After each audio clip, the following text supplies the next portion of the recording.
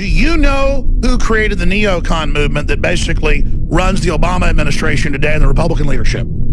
On record, look it up.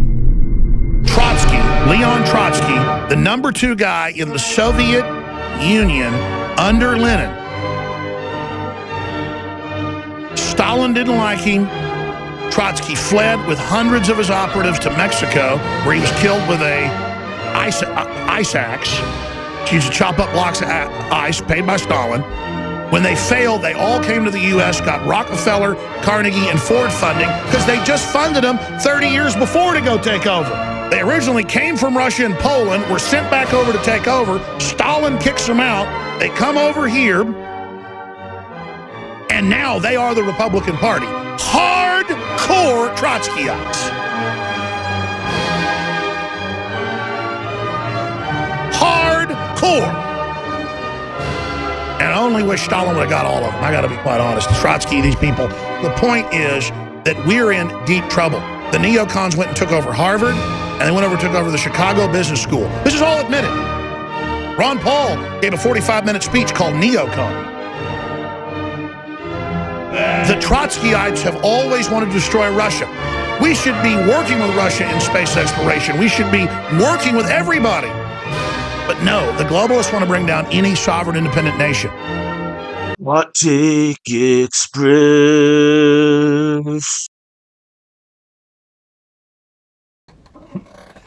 That's right, Daddy's home.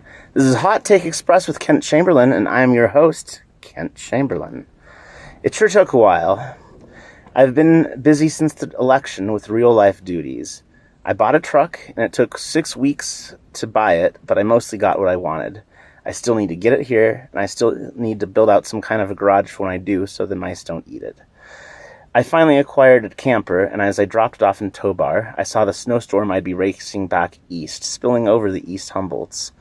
I haven't set it up yet because I'm still deciding where I want to put it in relation to the other structures.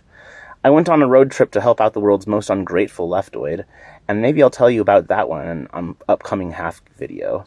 I've gone gold panning, hiking placer-bearing creeks with my metal detector out and beeping, making plans with some friends to outfit a more proper expedition to that end towards a recent gold strike in the county. And then last but not least, I've been getting seeds started, planting them out in 5-gallon buckets and building structures in which to put them, which are already blocking out excess wind and sun so I can grow things in this desert.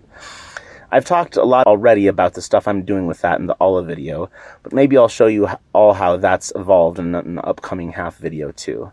But I'm not here to discuss any of that today. I'm here to discuss your, mine, and every decent person's true enemy, the Trotskyite. The radical Republican's truest purpose is to seize the GOP back from the Trotskyite. This channel's truest purpose is merely to aid in that great task.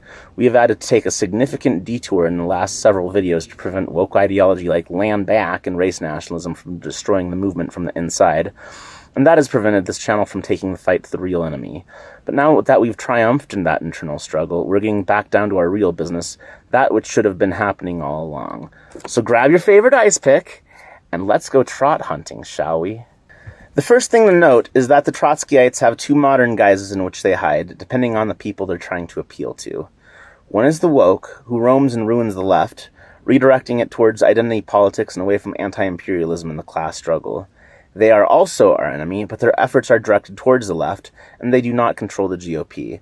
They will be defeated after we retake the GOP, not before then, and they are not the subject of this video. The other guise of the Trotskyite in modern American politics is the neocon. Instead of following theories so dumb they're imperialists on accident like the wokes do, the neocons proudly wear their imperialism on their sleeve. Not only that, but they act like not being a fellow imperialist is somewhere between the faux pas of Victorian manners and a crime worthy of jail time. Both the woke and the neocon work towards the same ends, but towards different audiences and different manners. One of the other things I did right before this video was I made this here meme. I call it the communist GOP iceberg. Things like this are great at getting people to read an info dump. A lot of time I think people don't agree with me politically simply because they aren't aware of the historical and sociological facts that I'm aware of. So if I can get those facts out there, Marxism-Lincolnism will kind of flow naturally from there. Let's look at these particular facts on the iceberg. A key part of the argument for the GOP being America's vanguard party is that the same exact arguments that happen in communist parties happen in it. and the same sorts of our people are even involved. We don't call it socialism in one country, we call it isolationism or non-interventionism. But it's the same principle as the one Stalin fought Trotsky over, the one that Lenin broke from the Second International over, and it's championed by libertarians and paleo-conservatives, as well as my handful of fellow Stalin enjoyers in this country. The GOP was born believing in an isolationism. It was isolationist in its bones. Abraham Lincoln even voted against the Mexican War during his time in Congress. It was instinctively isolationist, even in that one instance when that was the incorrect line, during World War II, which is why the Democrats got and deserved 20 years in power during that era. There had been hints of what was to come under the Trots and neocons even in the 1800s, however.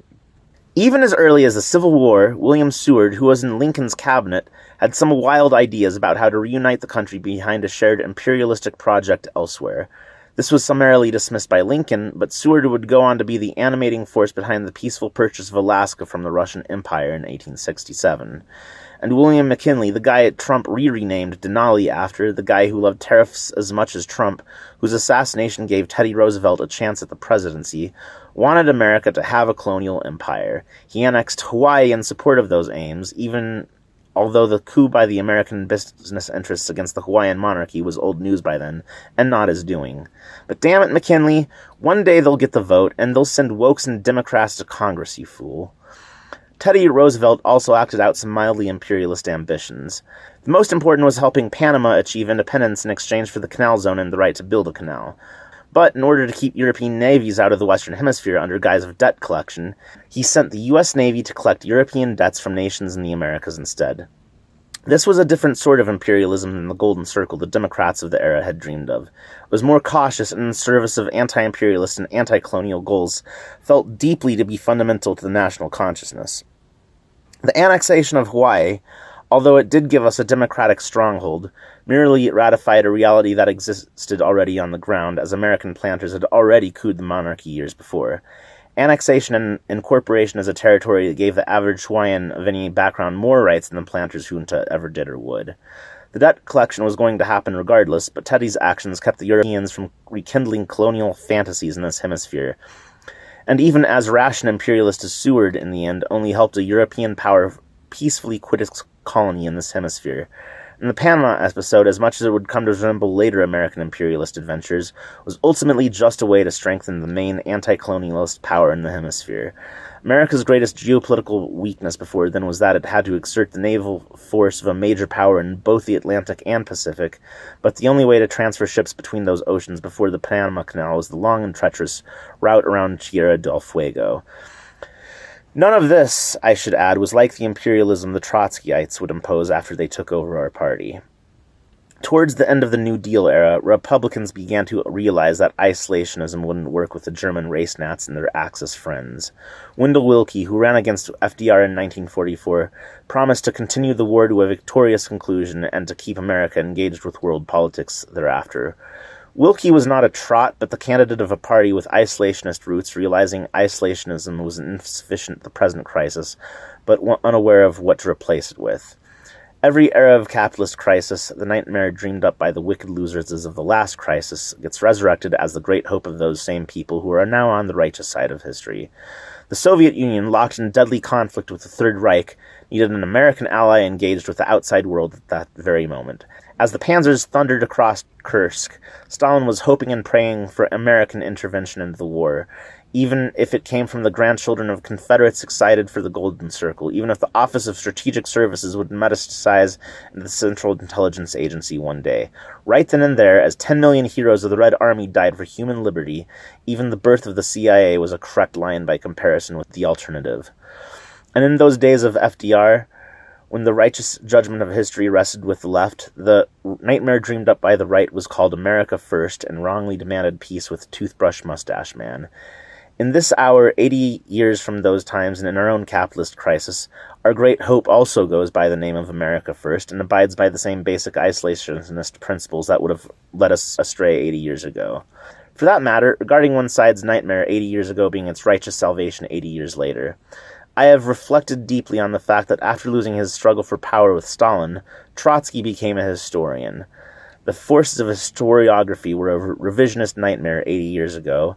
I hope they and I are instead a fount of liberation for the working class today. There is no political principle that is true in all times and places. Isolationism was used until the World War II era as a sort of Western version of the Chinese theoretical concept of bide time, hide capabilities. America largely just shut up and minded its own business on the world stage throughout the 1800s, growing its population and its industry until it could speak with effect, beginning in the Spanish-American War. Isolationism was the correct line in those days as it allowed America to peacefully develop into a superpower. Isolationism is correct today in the end of American imperialism and its deep state, because it is the only countervailing impulse to the American imperialist deep state within the American character and psyche itself. American isolationism, if fully embraced, will set the world free from American empire and will set our economy free from the decadence, degrowth, and decline that attends all imperial systems throughout history. Isolationism was the incorrect line twice in our history, during the Revolutionary War and World War II. The alliance with France not only secured our independence from Britain, it also bankrupted the Bourbon monarchy and accidentally kick-started the French Revolution. We might not have won our independence from Britain without the French, or if we had, it would have been likelier to only have been a partial independence, as one British peace proposal would have had them keep the Carolinas and Georgia. And as for World War II, for all the reasons mentioned above, we had no choice but to be coming for that toothbrush mustache man. I would also, for the sake of argument, venture to guess that 80 years from now, sometime around the year 2100, it will also momentarily be the correct line for America to look beyond its own borders and intervene mightily in world affairs somehow. But we are talking about momentary exceptions to a principle that otherwise is only done well by us. Moreover, the times to temporarily abandon this otherwise sacrosanct principle are obvious and can be counted out by school children. This is how far I've been able to advance the science of history. There was little such understanding of history like this when Wendell Willkie ran for president in 1944. Peter Turchin hadn't written yet. Strauss and Howe were both children, if even alive. Kondratiev's writings were obscure in the West, and he had already fallen afoul of Beria in any case because the theory of Kondratiev cycles depended on economic analysis of prices, often with data from the capitalist West, so it walked and quacked too much like a revision for a colleague with a grudge not to throw him under the bus to get ahead via Beria. So there was nobody there to tell Wendell Willkie to run on winning the war and then returning to splendid isolation, which, with what we historians know now, would have definitely been the correct line. What instead happened was that the corporate allies lining up behind FDR quickly began to line up behind the right instead. First, it was the right of the Democrats. The anti-communist crackdown began under Harry Truman, and Joseph McCarthy was a Democrat congressman who enjoyed the patronage of the Kennedy family. The soulless Dulles brothers, their Central Intelligence Agency, and their United Fruit Company strangling Latin America were also these sorts of Democrats. Brave and stunning trans icon J. Edgar Hoover was also one of these sorts of Democrats, although he was well to the right of the rest, and his spiritual descendants would go on to be that part of the deep state that ended up fighting against imperialism during our present crisis. These imperialists and their agencies and institutions were created in the New Deal era, but as the hippies gained ascendancy in the Democratic Party, many started looking towards the Republicans. The Solid South had been the most reactionary part of the New Deal coalition, and as the Democrats started supporting civil rights, much of that Solid South was up for grabs and would eventually realign under Nixon. The first wave of these overt Democrat imperialists started joining the Republican Party during this realignment, but it was mostly for lack of a better option. There was no ideological program behind it more sophisticated than commies bad. That's where the Trotskyites came in. The Trots hadn't all been Democrats before this period, but they had all been on the left. A contingent of them, especially prominent at this time in the Socialist Party USA, was denounced by their fellow Trotskyite Michael Harrington as socialists for Nixon over their pro-Vietnam War anti-counterculture attitudes. Harrington would eventually go on to help found the Democrat Socialists for America, and even led the DSA for a while, so you could consider Michael Harrington to be the prototype and forerunner of that woke strain of Trotskyism that currently rules the Democrat Party. Why he matters is that he appears to have coined the term neoconservative when describing his opponents within Trotskyism, the Socialists for Nixon. And who were these Socialists for Nixon? Here are some names the politically well-read should recognize. Irving Kristol, Daniel Bell, Leo Strauss. These people would go on to shape the worldviews of the Reagan, Bush, and W administration alumni. They would be kept on by the Democrats when they won. Funnily enough, Henry Kissinger, Nixon's Secretary of State and the monster responsible for arming the Khmer Rouge, who set up America's particular imperial machinery regarding the petrodollar, he was not a neocon, merely allied to them. Kissinger was an imperialist, to be sure, but also an advocate of realpolitik in foreign affairs.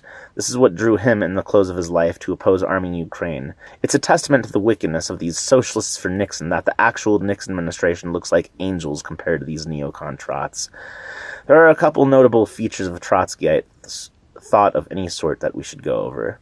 First off, it's rooted in class, middle-class academia claiming to act on behalf of the workers, which they routinely disempower in their own circles through every available covert means. This is why they love jargon that hides what they really mean, whether it's extraterritorial rendition or postmodern woke academic jargon like problematic. Second off, it distrusts the rural workers. Let's look at this part of my little iceberg. It's true! Trotsky, as the leader of the Red Army, began openly stealing grain from the peasants, and he called this mindless thievery war communism. He considered the rural workers to be class enemies to be crushed. He didn't care if they starved to death. Where the grain would continue to come from after he provided every disincentive for them to keep growing it, his middle-class academic ass wasn't actually smart enough to figure out. This is why the rest of the party figured it out for him when they canceled war communism outright. It was left to Herbert Hoover, the guy who'd go on to be president when the Great Depression began, to feed the Russian people that Trotsky would have otherwise starved through malice and incompetence. Thirdly, Trotskyism advocates for its immediate worldwide assumption of state power through war and subversion in all directions, a principle it calls permanent revolution. Over here on this little corner of my iceberg, you'll see what that really means. When George W. Bush invaded Iraq to spread democracy, that was the application of Trotskyite permanent revolution to the concept of liberal democracy, and it was so obvious that even Captain End of History, Francis Fukuyama himself, noted it at the time. And this is super nuts, too. Trotsky once, at least half-heartedly, advocated for the Bolsheviks to live like the Mongols under Genghis Khan and make war on the whole world like he did. Trotsky himself wanted nothing less than a secular red Dar al-Islam with himself as the caliph. Fourthly, as alluded to, he was staunchly atheist, and his corner of the Bolsheviks were and are the ones with the most anti-religious fervor. Stalin, and more especially Stalin's ideological descendants in Russia today, made their peace with the Christian faith long ago. Trotskyites have burned more churches than all of Scandinavian black metal combined, and their policy hasn't substantially updated on that front since the end of the Cold War. The woke still happily go full burzum on religious institutions, and the neocons pretend to be the exact opposite while silently letting it happen. Even today, one of the many results of the neocon adventurers in the Middle East is the destruction of Christian communities once produced by Saddam Hussein and Bashar al-Assad, the Zionist bombing of the third oldest church on earth, St. Porphyrios Cathedral in Gaza, and these neocon trots who generally posture as good religious Judeo-Christians for domestic political reasons don't actually care about any of this in the slightest. Fifth and finally, Trotskyite thought is nothing if not eternally butthurt. If Trotsky couldn't have the Soviet Union, then nobody could. He genuinely at one point hoped to come north from Mexico City, testify before HUAC about the real crime of Stalin not letting Trotsky take over, and then eventually to lead an army assembled by Western intelligence to claim his royal birthright of Moscow. As the iceberg points out, not even the staunchest Red hater on the House Committee of Un-American Activity was soy enough to talk to Trotsky. The sordid, burning, wanton lust for vengeance, known to this degree only by the weakest and most incompetent of soys, is why many Trotskyites found themselves in ready and common cause with the mainstream deep state Democrats realigning into the GOP under Nixon's Southern strategy. They had a common enemy. They both sought the destruction of the USSR for different reasons, but they both sought it nonetheless, and as their primary political objective. Winning the Cold War wasn't enough to slake their thirst for revenge for that icepick either. The neocons now seek the utter destruction of Russia at all costs, and it's because their grandparents had the temerity to dare not proclaim Lev Bronstein the eternal god emperor of all the communisms. Like Alex Jones said, I only wish Stalin would have got all of them. So the ideological underpinnings of the neocons rest with trots dissatisfied with their fellow trots who had embraced the counterculture, which had only begun its long march into decadent wokery. The early neocons despised the counterculture in a way comparable to how modern neocons despise anything woke. It's a visceral reaction caused by their appreciation of already established culture, and whether woke or neocon, culture is more important to the middle class and thus the trot than anything else.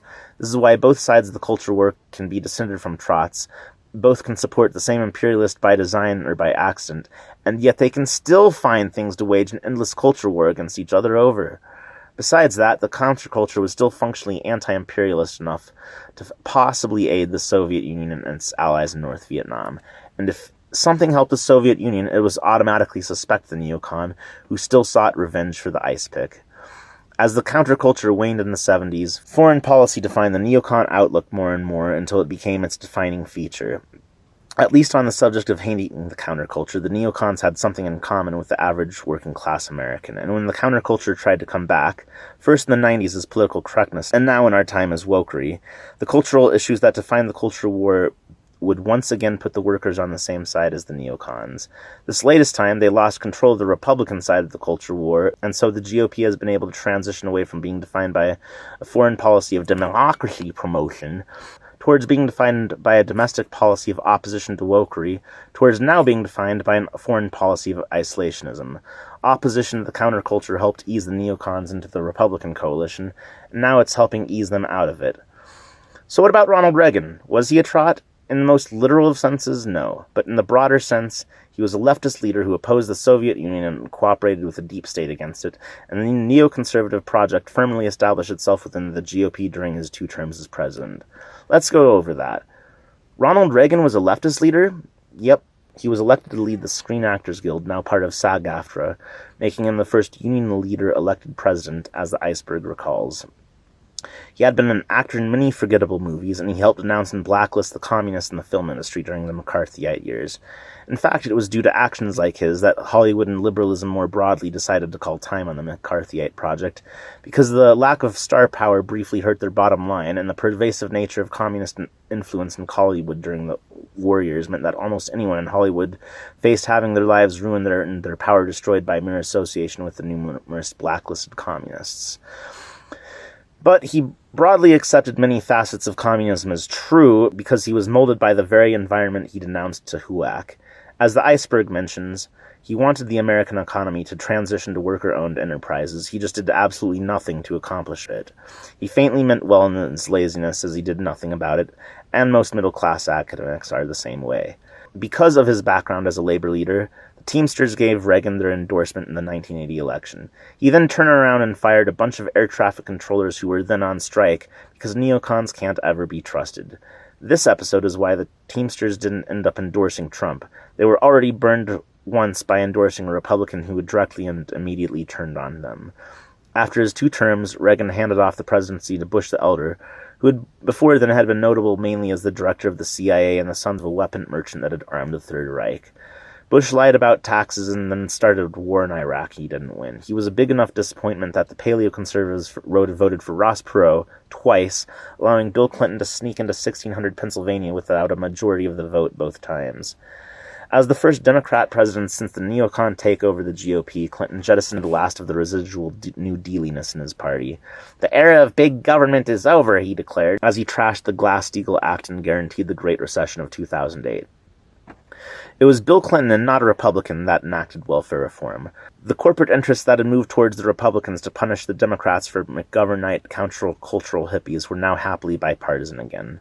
Funnily enough, Bush the Younger, more commonly called W because of his middle initial, would run a more expansive welfare state than Bill Clinton had due to his expansion of Medicare and his pork-riddled budgets artificially stimulating the economy. He had paid for approximately none of it while fighting 2 major land wars in Asia. There was, oddly enough, some kind of wonky economic argument being advanced for endless deficit spending at the time, and it sounded kind of leftish. It was fundamentally based on the premise that the imperial currency couldn't lose its value so long as the empire remained intact, and that empire could therefore do all the deficit spending it liked. It was fundamentally an imperialist argument, but a big government one. It seemed at the time to represent Trotskyite economic thought starting to peer over the bunkers, wondering whether it was safe to stop cosplaying as conservatives yet. The W administration was the apogee of the neocons, the closest to the sun they could or would fly. Although they got more wars out of the Obama administration, those were smaller wars mostly fought from the air by special forces and mercenaries alone, and constrained by the political reality of an ascendant anti-imperialist base in both parties. And Trump Trump was elected both times by repudiating W's wars, the first time to Jeb please clap Bush's face. He was the first American president not to start a war since World War II. His record wasn't perfect, but he was the avatar of a party once again changing, not yet knowing where it was going, as in the days of Wendell Willkie. The drone killing of Qasem Soleimani, the hilarious clusterfuck that was the attempted coup of Venezuela, and Elon Musk's attempted coup of Bolivia that got aborted in the third trimester, these were imperialist acts undertaken by the Trump administration. But they all either failed or failed to have much effect on the situation at hand. The senile intermission between Trump administrations had to pander to the anti-imperialist wing of the left, so it withdrew from Afghanistan as shoddily as possible on purpose so that the workers would see chaos and think that all anti-imperialist action would be so disastrous. Biden's administration then took all the money it saved by not being in Afghanistan and provoked a war in Ukraine and funded the Ukrainians with it. All the while, the Biden administration pretended that the First Amendment didn't exist and started censoring and even arresting anti-imperialists who had gotten crosswise with the Democrats. They also greenlit the genocide of Gaza and gave Netanyahu every bomb he asked for, save one, once, for a week, so they could pretend like they were doing something. So the Democrats, despite their posturing as anti-imperialists under W, were now firmly and functionally the party of imperialism, to the degree that W's vice president, Dick Cheney, was now voting for it. Trump's second administration has fewer neocons in it after the initial chaos has had time to settle down. After being gaslit by his neocon advisors the first time, Trump and the people around him understood that the influence of the neocons needed to be limited. That's why he appointed a ton of Zionists to positions without real influence. Ambassador to Israel, ambassador to the United Nations, things of that nature. And when the neocon national security advisor Mike Waltz demonstrated the laziness and ineptitude inherent to middle-class trots during the Signalgate proceedings, and as his allies haplessly tried to blame the leaks on anti-imperialists working under Hegseth in the Pentagon, as opposed to his neocon journalist friend he had invited into the Signal chat, it all ended in his being reassigned the ambassadorship of the United Nations, and the useless functionary Elise Stefanik, who otherwise would have held that post, she ended up staying in the House. It's not perfect. Marco Rubio still has way too much power in this administration for my comfort, and he's been using it to continue his personal vendetta against socialist countries in Latin America. Despite Venezuela's willingness to work with Trump, Rubio's continued to sanction them, just for Laura Loomer, of all people, to recommend buying Venezuelan oil in exchange for accepting deportation flights, a deal the Venezuelans themselves had put on the table immediately after the 2024 elections. Laura Loomer deserves more scrutiny. She's the personality behind the wildly popular Libs of TikTok account, and mostly made her fame on the anti-woke side of the culture war. But she's a true paleo-conservative, and Trump knows that she speaks for the base in a way that even he doesn't. Therefore, he's listened to her advice time and time again when it's come to firing neocons in his administration. She is, functionally speaking, doing radical Republican praxis by driving out the neocons. Moreover, she's doing it better than we ourselves are doing it. All she has is a social media account and the trust of millions, but she's getting the work done.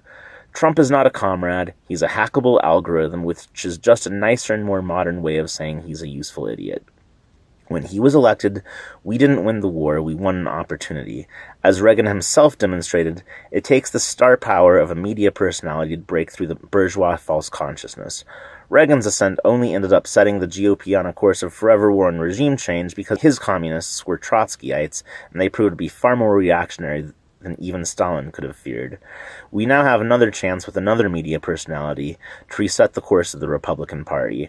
Reagan's communists destroyed the homeland of communism itself, and then set about destroying it over and over again because theirs is a satanic ideology of pure hatred and vengeance. God willing, Trump's communists will destroy this Trotskyite empire of tyranny and lies and liberate every country under its sway, America itself not the least among them. We need to get to work too. We need to find Republican groups that share our anti-imperialist aims and organize with them to give a primary challenge to every neocon in Congress. Mike Johnson, he caved to Biden on Ukraine so his favorite ethno-state could get its genocide bombs on time and legally, so he needs to go. Mike Lawler, who introduced a bill that would have made American citizens criticizing in Israel an offense punishable by 20 years in prison, he needs to lose his next primary too. Anyone who votes to fund any imperialist war whatsoever needs a primary challenge. Anyone who thinks our taxpayer dollars should go to funding socialist healthcare in Israel but not in America, they deserve a primary challenge. Anyone who wouldn't fund the reconstruction and rehabilitation of East Palestine, Ohio, so they can fund the destruction and abandonment of Palestine instead, they need to catch a primary challenge. Come talk to me if you're involved in a group organizing any such primary challenge. We need to build a coalition capable of making Mike Johnson and all his neocon cronies unemployable. We need, by the vehemence and vigor of our anti-imperialist movement, to scare Trump into firing Rubio for the sake of preserving his all-important legacy. Because I have to emphasize, the neocons are only in the Trump administration at all because of Trump's coalitional concerns. Trump needs that last little backwash of the vote, as Stephen Colbert once put it back when he was based and not a craven liberal sellout. That last little 5 to 10% of the electorate that is functionally brain dead and still thinks the Iraq war was a good idea, to vote for him. The fact that these backwash neocon voters are under siege by the actuarial tables makes no difference to him. They're not dead yet, so he thinks he needs their votes. In reality, the neocon voters who understand their own best interests are all either never-Trumpers or full-on Democrats already. Only the stupidest of neocon voters are still Republicans, and they only for the stupidest, black aerialist of reasons. We'd still be the anti-woke party when we're anti-imperialist, so it's finally time to turn the tables on these ignorant boomers and tell them that they have no place else to go, as the neocons once told the paleocons and libertarians, and as the Democrat establishment still tells socialists. It's borne out in the data. The only demographic in America that's still majority Zionist is Republican boomers.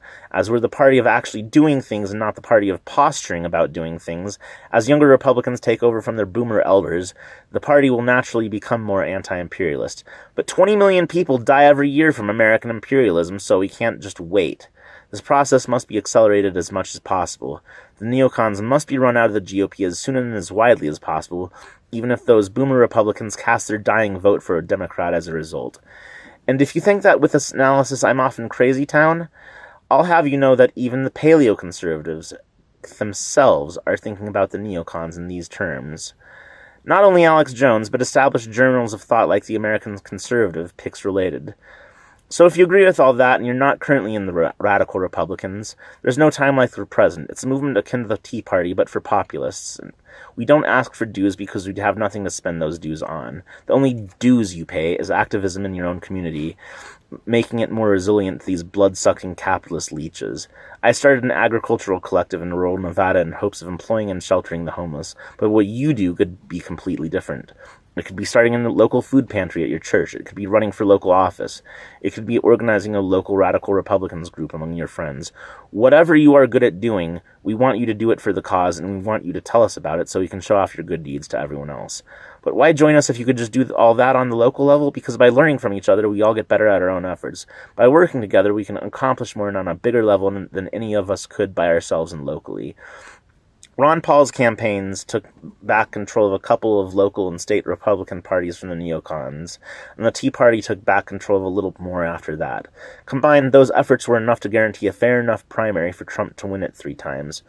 Well, those efforts aren't done yet because the Freedom Caucus is a minority of the GOP, and imperialist nonsense can still sometimes make it through a Republican Congress. It's entirely possible that the entire base could be anti-imperialist, and yet imperialist blood money still hijacks our party if we let it.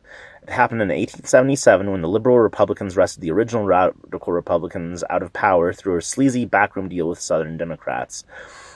It happened to the Democrats' base who believed in a government big enough to take it all away from them and got what they wished for. So we can't be complacent. We can't count on our enemies aging out of their places. They'll just raise up young traitors to America to follow in their footsteps if we do that, and we'll be a party of right-wing Pete Buttigieg's still genuflecting the empire's blood money. So you out there, help me organize a future better than that. Help me run the neocon trots out of D.C. And now you know, and knowing is half the battle. What take express?